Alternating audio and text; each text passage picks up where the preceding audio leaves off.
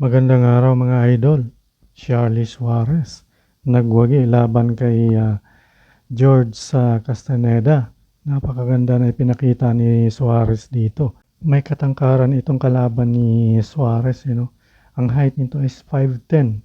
Ang kanyang record is 17 wins, 3 losses at mayroon siyang 13 knockouts. So mataas yung rate ng knockouts niya. Saka mas tangkad siya. Samantalang itong ating kababayan ay may height lamang na 5'6", pero perfect ang kanyang record, 17 wins with 9 knockouts.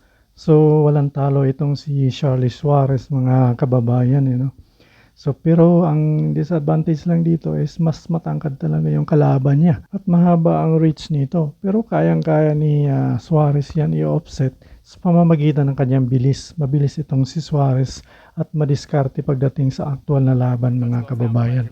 So ito na, tingnan natin, panonoorin natin itong kanilang laban. Napakaganda. Yun, katawan ang binabanatan ni Suarez ngayon. Bumabanat din sa katawan si Castaneda. Maganda mga jab ni Castaneda dahil mahaba ang reach niya. Pero gumagawa talaga ng diskarte itong si Suarez na makapasok ang kanyang opensa. Dahil matangkad yung kalaban niya, mahaba ang reach niya. Pinapasok niya ito. Ayan Yan Talagang bumabanat siya sa katawan muna. Ganon din yung kalaban niya, sa katawan din bumabanat. Puro katawan ang target nila ngayon. Ay nagja-jab yung kalaban niya. So dahil mahaba nga yung reach niya, pinatamaan, pareho nagkakatamaan yung dalawa. Katawan na naman si Suarez. Jab si Castaneda, 1-2 combination ni Castaneda. Ayan, nag 1-2 din combination ni Suarez. So dahil binabanatan na naman yung katawan ni Castaneda ni Suarez.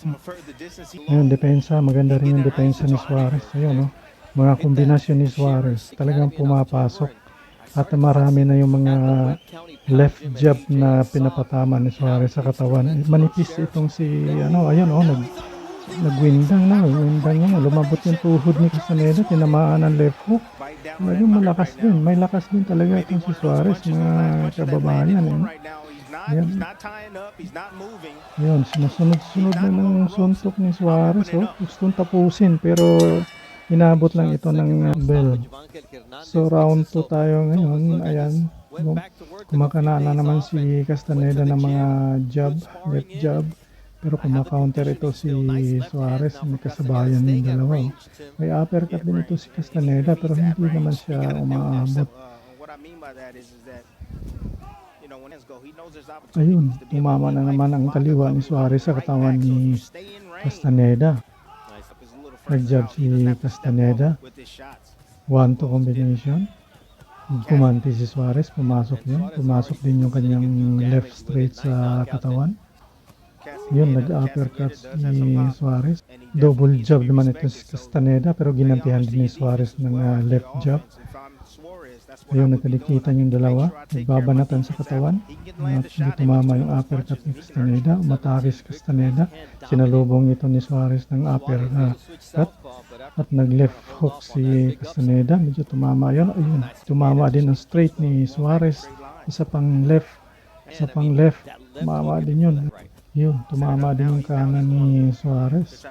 Maganda ang palitan nila dito. So, magandang laban. Ayun, umangat na naman yung mukha ni Castaneda sa tinamaan na naman ni Suarez. Ayun, umangat na naman ulit sa kaliwang uppercut.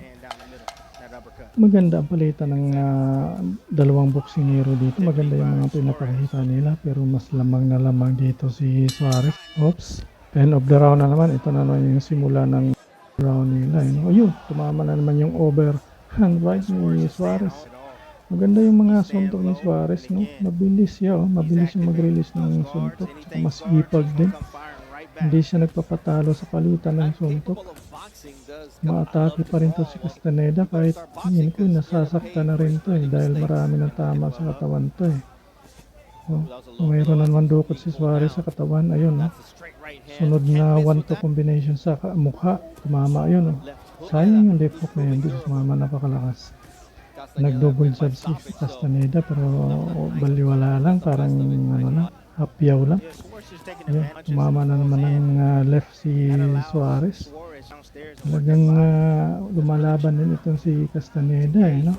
Hindi rin siya nagpapatalo sa palitan ng suntok. Pero mas nakakalamang talaga si Suarez pagdating sa mga patama dito. Dahil mga solid punches yung kanyang patama. Ayun na. Yun ang pinaka-deadly na left hook ni Suarez. Talagang bumagsak yung 5'10 na tangkad ni hindi umubra. Ayun, sinunod-sunod na. Inawat na ng referee. Mukhang hindi nakakayanin ni Castaneda pagka bumangon at nagpatuloy pa. Ayun, nagwagi na nga ito si Suarez.